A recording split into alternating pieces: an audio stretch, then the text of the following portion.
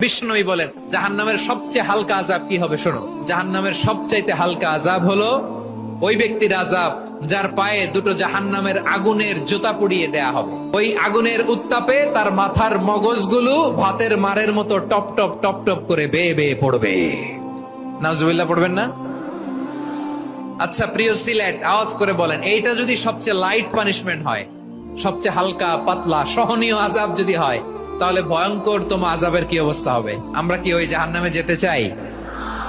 জাহান্নামের অবস্থা এত ভয়ঙ্কর হবে, জাহান্নামের ভেতরে লক্ষ লক্ষ কোটি কোটি কাফির মুশরিককে দেওয়ার পরেও জাহান্নাম বলবে হাল মিন মাজিদ, আরো আছে নাকি, আরো দাও।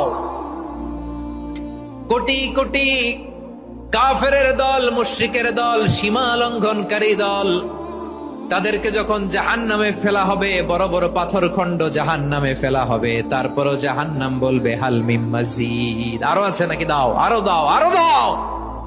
আমার ক্ষুধা নিবারণ হয় নাই।